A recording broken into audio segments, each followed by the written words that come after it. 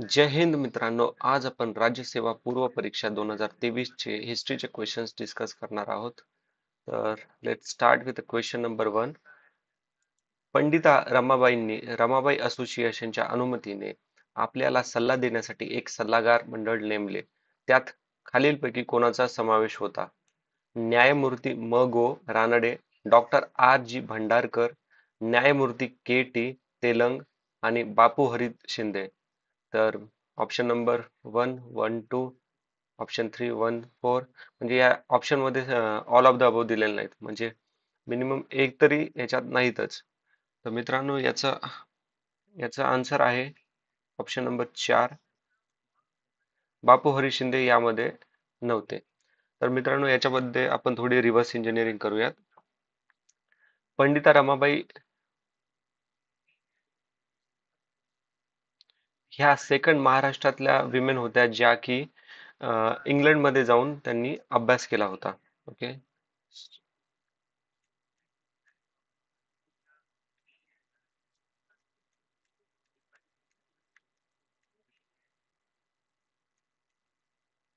तर पहिल्या कोणत्या होत्या? तर पहिल्या होत्या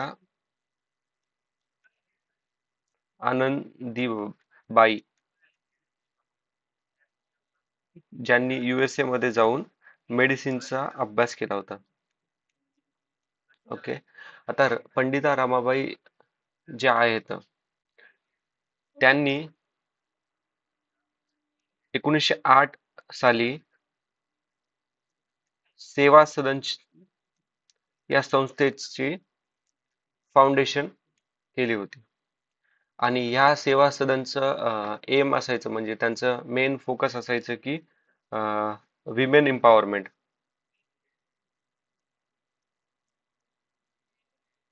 त्यांनी काही पुस्तकं पण लिहिलेली होती, जसे की हाय कास्ट हिंदू लेडी. ओके. त्याच्यानंतर 1919 साली ब्रिटिश सरकारने त्यांना केसरी ई हिंद नावाचं मेडल पण दिलं होतं. ओके. त्यानंतर पंडिता रमाबाई ह्या संस्कृतच्या स्कॉलर होत्या. ओके. आणि अजून काय याच्यामध्ये महत्वाचं? हा, बस एवढंच. याच्यानंतरचा पुढचा क्वेश्चन पाहूयात आपण.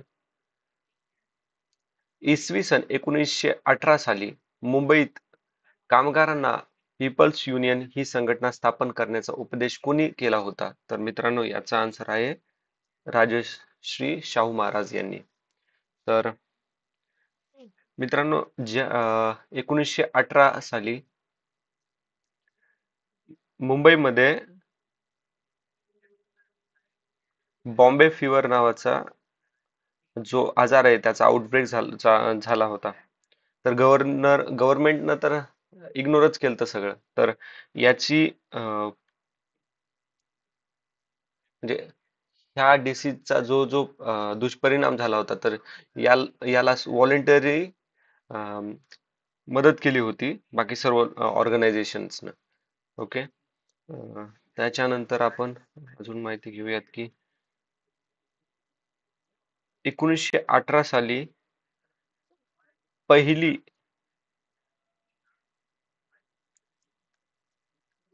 Madras labour union trade union form झाली होती. ओके. आणि ही फॉर्म कोणी केली होती?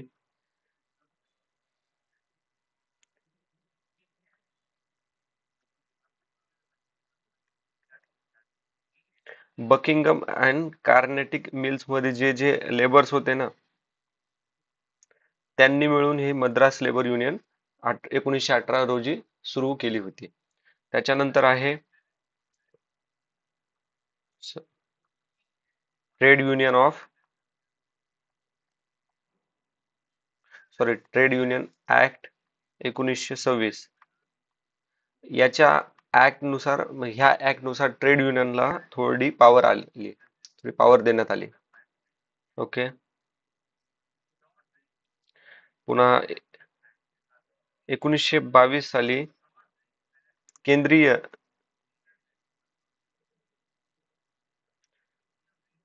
कामगार कामगार ब्युरो याची स्थापना करण्यात आली.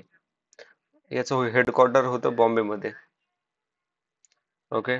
1922 मध्ये बेंगाल ट्रेड युनियन फॉर्म करण्यात आली. Union federation. ओके. त्याच्यानंतर 1922 ला अजून all India railway federation form करण्यात आले. ओके. अजून काय राहिले?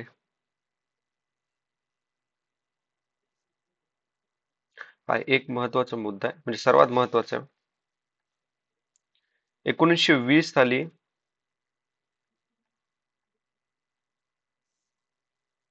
अहमदाबाद मध्ये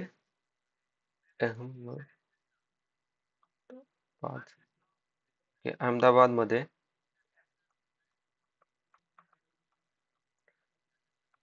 टेक्सटाईल लेबर असोसिएशन इस्टॅब्लिश केली. आणि याची फाउंडर मेंबर कोण होते? सर्वात महत्वाचे मित्रांनो, अनुसुया साराभाई. आता अनुसया साराभाई ह्या पायोनियर होत्या ऑफ विमन लेबर मुवमेंट.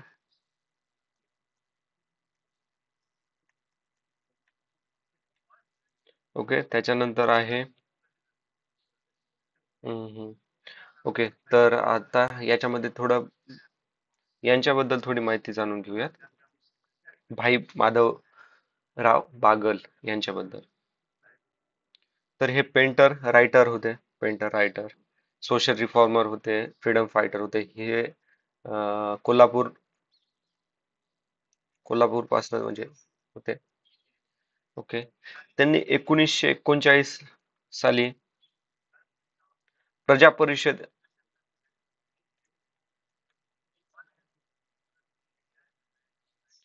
याची स्थापना केली. आणि प्रजा परिषद याचं मेन गोल काय असायचं, तर शेतकऱ्यांचा वर होणारे जे प्रॉब्लेम आहेत, शेतकऱ्यांचे जे प्रॉब्लेम आहेत, तर त्यांच्या प्रॉब्लेम्सला अवेअरनेस काम हे करायचे. आणि भारताला ज्यावेळेस स्वातंत्र्य मिळालं त्याच्यानंतर हे को फाउंडर होते पीझंट अँड वर्कर्स पार्टी. ओके. आता पाहूयात आपण पुढचा क्वेश्चन. ब्राह्मणेतर पत्रकारितेची मुहूर्तमेढ रोवून चिपळूणकरांच्या महात्मा ज्योतिबा फुलेवरील हल्ल्याचा बचाव आपल्या वृत्तपत्राद्वारे कोणी केला? तर मित्रांनो, याचा आन्सर आहे कृष्णाजी भालेकर. आता कृष्णाजी भालेकर यांच्याबद्दल थोडी माहिती जाणून घेऊयात आपण. कृष्णाजी भालेकर यांनी 1871 साली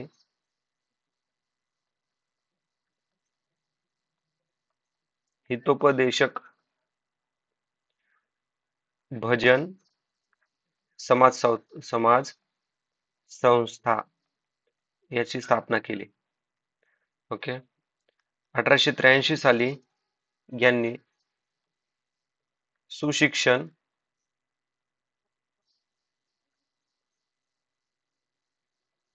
ग्रहाची स्थापना पुण्यात केली. ओके. आता एक महत्वाचा, त्यांनी दीनबंधू नावाचे पहिले मराठी न्यूजपेपर चालू केले होते. First Marathi newspaper. ओके. आणि दीनबंधू ह्या न्यूजपेपरची आयडिया त्यांना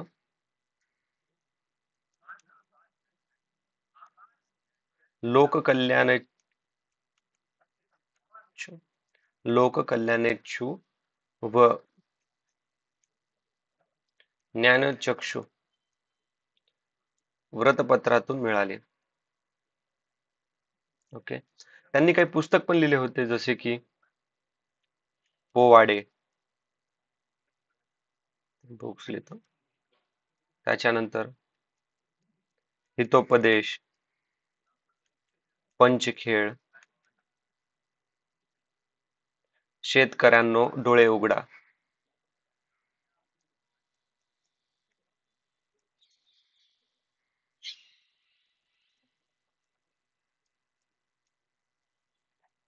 ओके.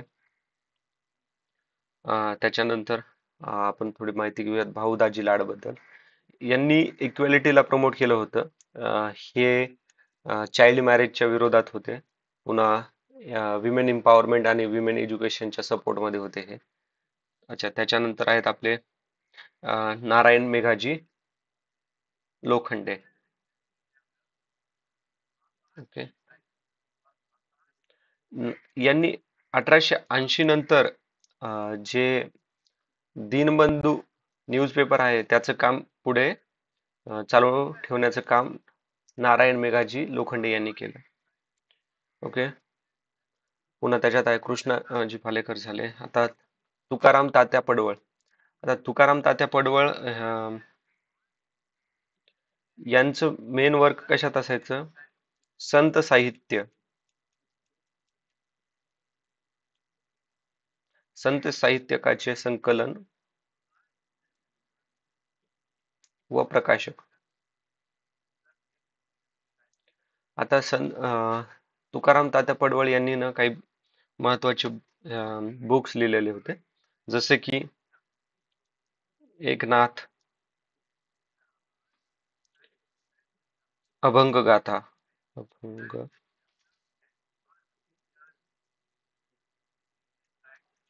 त्यानंतर तुकाराम गाथा,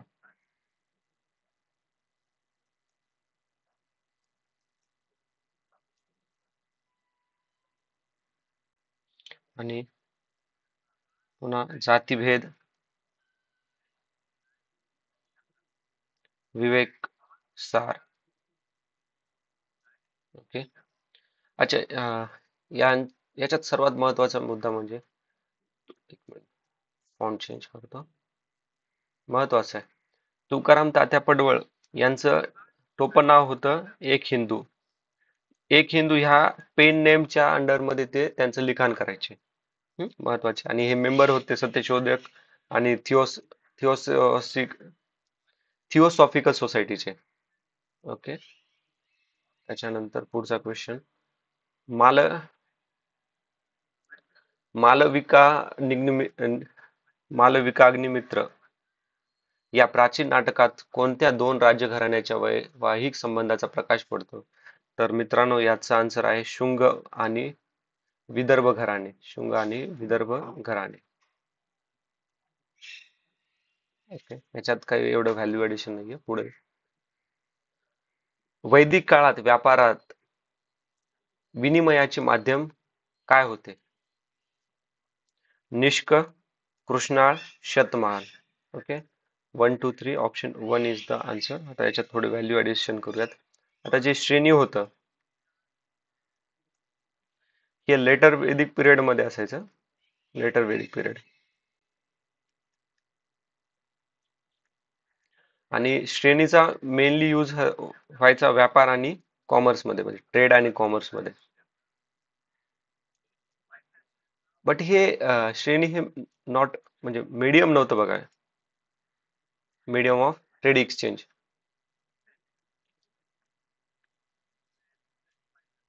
ओके. तर त्याच्यानंतर बघा, हे निष्क होतं gold coin. Okay. Gold coin like होतं. त्याच्यानंतर हे कृष्णाल आणि शतमान हे ना unit of value and measurement. आणि हे कृष्णाल आणि शतमान यांचं मेन्शन न वैदिक टेक्स्ट मध्ये पण केलेलं आहे. वैदिक टेक्स्ट जसे की तत्रिया संहिता, अवघड नाव आहे. शांतपतना,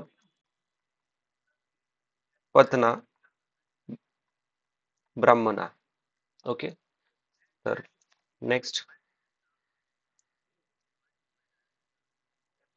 सेतू माधवराव पगडी यांच्या मते नाथपंथातील कोणत्या संताने रमजान शाह रमजान हे नाव धारण करून सुफी संत निजामुद्दीन यांच्याकडून इस्लाम धर्माची दीक्षा घेतली? हे महाराष्ट्राच्या सांस्कृतिक इतिहासातील एक गूढ आहे. तर मित्रांनो, याचा आन्सर आहे कानिफनाथ.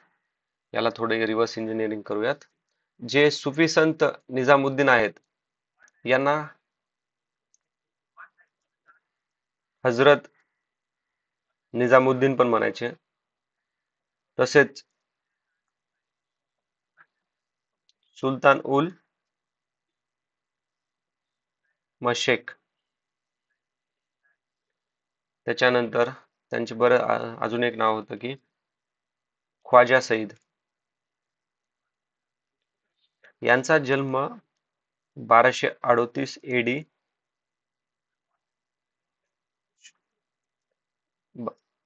यूपी मध्ये झाला. एक त्याच्यानंतर थोडं अजून जाणून घेऊयात की सेतू माधवराव पगडी यांच्याबद्दल जाणूयात आपण थोडस. इथे सेतू माधवराव पगडी यांनी, म्हणजे हे मराठीचे स्कॉलर होते. यांनी शिवाजी राजे यांची हिस्ट्री लिहिली. बरेच सारे मराठी पुस्तक जसे की सुफी संप्रदाय, त्याच्यानंतर तत्वज्ञान आणि कार्य, त्याच्यानंतर आहे मग सर्वात महत्वाचं शिवचरित्र एक अभ्यास.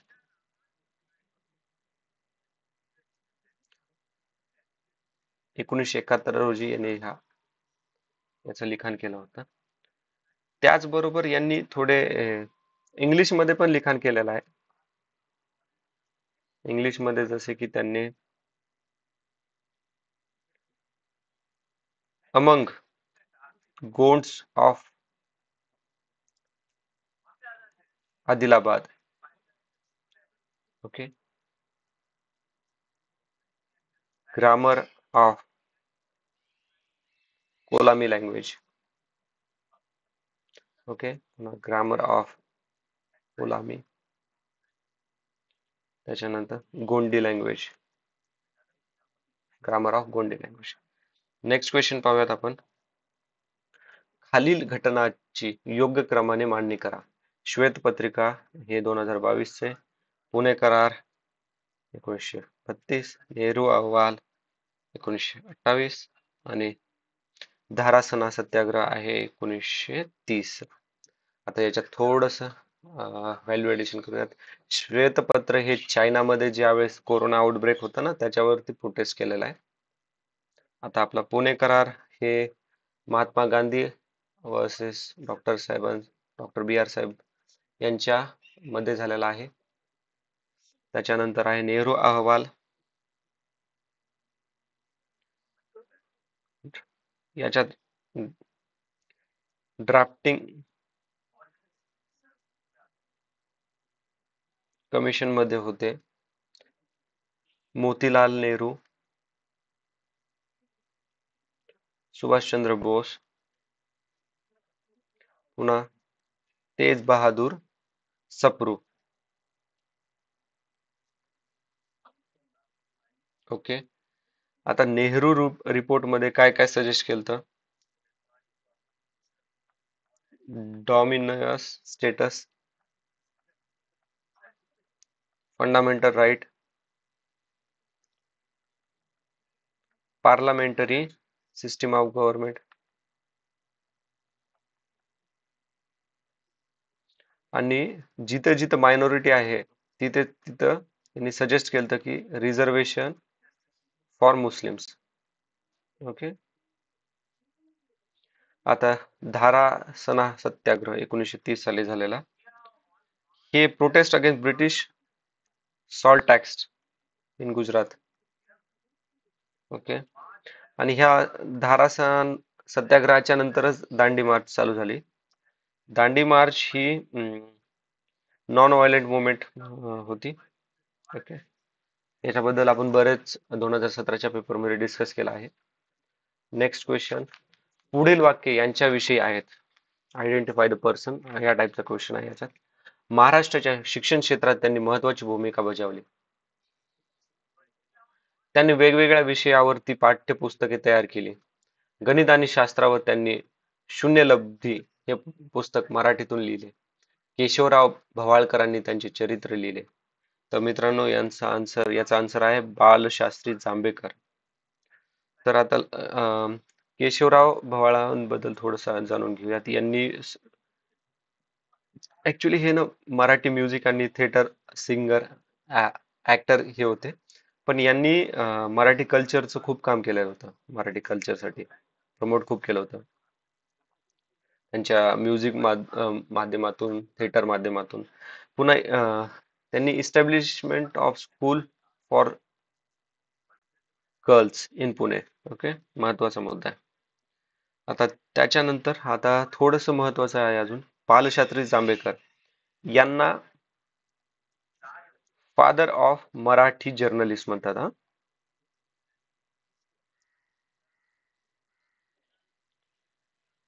पहिलं मराठी व्रत न्यूजपेपर दर्पण 1932 साली प्रिंट झालं होतं. आता हे दर्पण हे इंग्लिश आणि मराठी दोन्ही लँग्वेज मध्ये असायचं.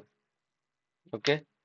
आणि 6 जून 1832 ला याची स्थापना झाली, त्याच्यामुळे 6 जून हा महाराष्ट्रात जर्नलिझम डे म्हणून साजरा करतो, जर्नलिस्ट डे. ओके. त्याच्यानंतर यांनी मंथली मॅगझिन पण चालू केली होती, त्याचं नाव आहे दिग्दर्शन. दिग्दर्शन. ओके. त्याच्यानंतर पुढचा क्वेश्चन पाहूयात आपण. पुढील राजकीय संघटनांचा कालानुक्रमे योग्य क्रम लावा. ओके.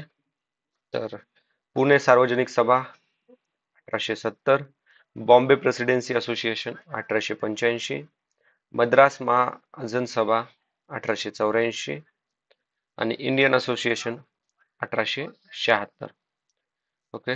तर मित्रांनो, याच्यात थोडी व्हॅल्यू ऍडिशन घ्या. पुणे सार्वजनिक सभा याच्यामध्ये म्हणजे ही इस्टॅब्लिश केली होती बाय M.G. रानडे. त्याच्यानंतर आहेत G.V.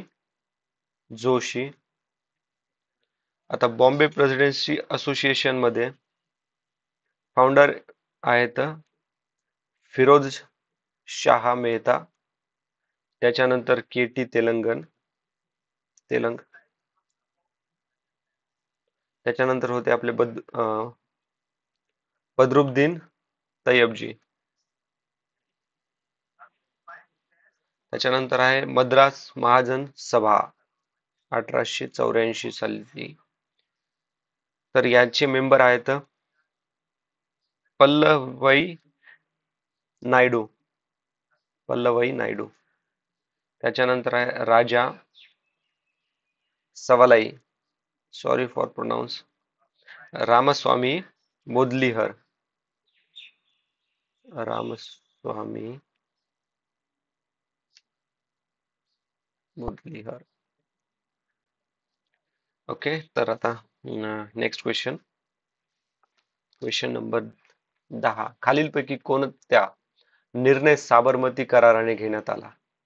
साबरमती करार. तर मित्रांनो, याचा आन्सर आहे मोतीलाल नेहरू व जयकर यांच्या समितीने मध्यवर्ती विधिमंडळाचे सदस्य निश्चित करावे. ऍक्च्युली ह्या साबरमती कराराचं एम काय होतं माहितीये का? To resolve issues of issues of Indian representation in central legislation, केंद्रीय कायदेमंडळ. ओके. आता साबरमती करार 1926 साली झाले मित्रांनो. क्रमानुसार लावण्यासाठी मे बी क्वेश्चन विचारला जाऊ शकेल. ओके, कारण की साबरमती करार 1926 साली झाला. नेहरू रिपोर्ट 1928 साली झाला. आणि आता बघा, साबरमती आणि नेहरू रिपोर्ट म्हणजे यांचं गव्हर्नमेंटनं तर ऍक्सेप्ट केलं नाही, पण हे साबरमती करार आणि नेहरू रिपोर्ट भारताचं संविधान लिहिण्यामध्ये या ह्या साबरमती कराराचा आणि नेहरू रिपोर्टचा महत्वाची भूमिका बजावलेली आहे या रिपोर्टने. ओके, तर त्याच्यानंतर आहे, हा एक गोष्ट आहे की साबरमती कराराला भारताकडनं होते मोतीलाल नेहरू आणि जयकर, आणि ब्रिटिशरांकडनं होते सर तेज बहादूर सप्रू, आणि अजून होते V S Shri Shrinivas Shastri. Shrinivas Shastri.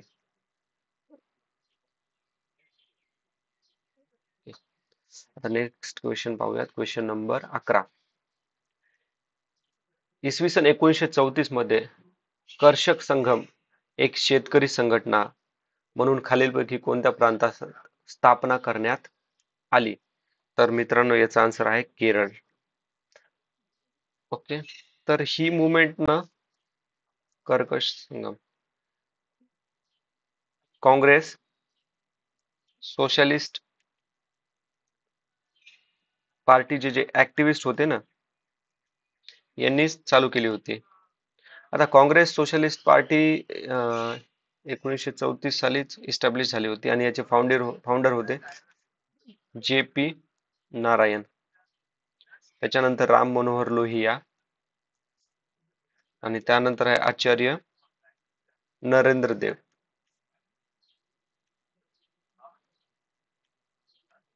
Okay, आता नेक्स्ट क्वेश्चन पाहूयात. दांडी यात्रेचा उल्लेख रामाचा लंकेवरील ऐतिहासिक मोर्चा असे कोणी केले? तर याचा उत्तर आहे पंडित मोतीलाल नेहरू आणि डी. तेंडुलकर. मित्रांनो, डी. तेंडुलकर यांनी महात्मा गांधी यांची बायोग्राफी पण लिहिलेली आहे, लक्षात ठेवा. आता दांडी मार्च ही साबरमती आश्रमापासून चालू झाली होती 12 मार्च 1930 ते 6 एप्रिल पर्यंत. ओके, ही नॉन व्हायलेंट होती, सिव्हिल डिसओबिडंट. ओके, पुन्हा याचा म्हणजे मेन गोल काय याच्यामध्ये अजून काय काय झालं होतं की बायकॉट फॉरेन गुड, पुन्हा त्यांच्या इन्स्टिट्यूट मध्ये जायचं नाही, त्यांचं एज्युकेशन घ्यायचं नाही, त्यांच्या ओके, त्याच्यात अजून थोडं साबरमती आश्रम. आता बघा, 31 जुलै 1933 रोजी महात्मा गांधीजींनी ना साबरमती आश्रम होता त्यांचा, तर ते तिथनं तो सोडून गेले, कारण ते साबरमती पासून गेले वर्धामध्ये, आणि त्यांनी सांगितलं की जोपर्यंत भारताला स्वातंत्र्य भेटत नाही तोपर्यंत ते साबरमती आश्रमात वापस येणार नाहीत. ओके, तर साबरमती आश्रमाची म्हणजे इस्टॅब्लिश्ड बाय जमामलाल बजाज. तर क्वेश्चन विचारला जाऊ शकतो की साबरमती आश्रम कोणी बनवला? तर जवाहरलाल बजाज. आणि गांधीजी साबरमती आश्रमात केव्हा आले किंवा का आले हे पण विचारलं जाऊ शकते, की जोपर्यंत भारताला स्वातंत्र्य भेटणार नाही तोपर्यंत ते साबरमतीमध्ये जाणार नाहीत, तर ते ते वर्ध्यामध्ये राहणार आहेत. ओके, असं होऊ शकतं. म्हणजे असा क्वेश्चन विचारला जाऊ शकतो. आता साबरमती आश्रमाला अजून साबरमती आश्रम याला गांधी आश्रम पण म्हणायचे किंवा हरिजन आश्रम पण म्हणायचे. ओके, आता नेक्स्ट क्वेश्चन आहे क्वेश्चन नंबर 13. खालील विधाने कोणा संदर्भात आहेत? कर्माची राजकारणापासून फारकत घेतली, सती जाणाऱ्या शूर स्त्रियाबाबत अलिप्ततेचे धोरण स्वीकारले, बालविवाह थांबविणे व विधवा विवाहांना उत्तेजन दिले, सामाजिक कायद्याबाबत अंतिम निर्णय आपला असल्याचा दावा केला. याच्याकडनं तो उमेदच नाहीये. अं, हे काय जास्त राज्य करू शकला नाही हे एकाच वर्षात. आता राहिलं आन्सर अकबर. तर पुढचा क्वेश्चन आहे, खानदेशातील भिल्लांनी ब्रिटिश राजवटीस विरोध केला कारण उत्तर भारतातील उठाव्याच्या घटनांपासून सातपुडा विभागातील भिल्लांना प्रेरणा मिळाली. 1857च्या उठावाचा फायदा घेऊन भागोजी नाईक आणि कौसिंग नाईक उठाव सामील झाले.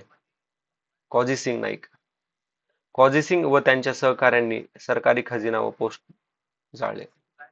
मित्रांनो, याचा आन्सर आहे वरीलपैकी सर्व. याच्यात थोडी माहिती घ्या आता. हा जो उठाव झाला होता भिलांचा, हा ऍक्च्युली 1818 पासन ते 1858 पर्यंत खूप सारे उठाव यांच्यामध्ये झाले होते, भिल्ला वर्सेस ब्रिटिश. तर म्हणजे मेनली का रिझन काय होतं? आता ब्रिटिशर माहित आहे ना तुम्हाला, त्यांना दुसऱ्यांच्या ट्रेडिशन मध्ये बजबज करायची सवय होती आणि त्यांचे जे रिसोर्सेस होते आणि लँड आणि या काबीज करण्याचा त्यांनी प्रयत्न केला होता ब्रिटिशरांनी. त्याच्यामुळं त्यांच्या विरोधामध्ये भिल्लांनी खूप सारे रिवॉल्ट केले होते. तर आता काही महत्वाचे रिवॉल्ट आहेत 1818 ते 1858 मध्ये, त्यांची बद्दल थोडी माहिती घेऊयात आपण. 1822 मध्ये भिल्लांचा जो रिवॉल्ट झाला होता त्याचे लीडर होते म्हणजे हिराज नावाचे एक लीडर होते. त्यांच्या नेतृत्वाखाली 1822 चा रिवॉल्ट झाला होता. पुन्हा 1825 मध्ये सेवाराम घिसडी म्हणून हे लीडर होते. Sevaram Ghisadi, sorry for pronunciation. Okay, पुन्हा आहेत एक कॅप्टन होते बघा ब्रिटिश येथे, दुसार्थ. Captured and punish Bhilla leader Sheikh Dhulla. पुन्हा त्याच्यानंतर 1884 मध्ये जे रिव्हॉल्ट झाले होते, तर त्यांना कंट्रोल म्हणजे त्यांना सप्रेस करण्यासाठी ब्रिटिशरांनी लेफ्टनंट ऑटरूमला पाठवलं होतं. ओके, तर आता नेक्स्ट क्वेश्चन आजच्या व्हिडिओचा लास्टचा क्वेश्चन मित्रांनो, खालीलपैकी कोणत्या वृत्तपत्रातून ॲनी बेसेंट यांनी होम रूल चळवळी बद्दलचे विचार मांडले? तर मित्रांनो, याचा आन्सर आहे न्यू इंडिया आणि कॉमनवेल्थ. बाकीचे दोन नाहीत. ओके, तर आता याच्यात थोडं रिव्हर्स इंजिनिअरिंग करूयात. जे टेलिग्राफ नावाचं न्यूजपेपर आहे त्याची स्थापना आर्थर स्लेज याने केली होती आणि आर्थर स्लेज म्हणजे 1855 साली केली होती. आणि ह्या न्यूजपेपरचं मोठं जास्त फेमस आहे, वाज, is and will be. Okay, कदाचित विचारला जाऊ शकतं, थोडं युनिक मोटोचं नाव आहे म्हणून. आता हे बॉम्बे गॅझेट महत्वाचे बघा मित्रांनो. बॉम्बे गॅझेटचा फाउंडर होता विल्यम आश आशबुर्नर. ओके. आणि 1789 साली याची स्थापना झाली होती. आता बघा हे बॉम्बे गॅझेटला आधी काय म्हणायचे? बॉम्बे हेरॉल्ड. आणि 1791 ला याचं रिनेम झालं बॉम्बे गॅझेट मध्ये. ओके. तर मित्रांनो, आजच्या व्हिडिओत एवढंच. आय होप तुम्हाला हा व्हिडिओ आवडेल. तर जर तुम्हाला व्हिडिओ आवडला असेल तर प्लीज लाईक शेअर सबस्क्राईब करा, आणि काही सजेशन द्यायचे असेल तर प्लीज कमेंट बॉक्समध्ये मेन्शन करा. थँक्यू. जय हिंद.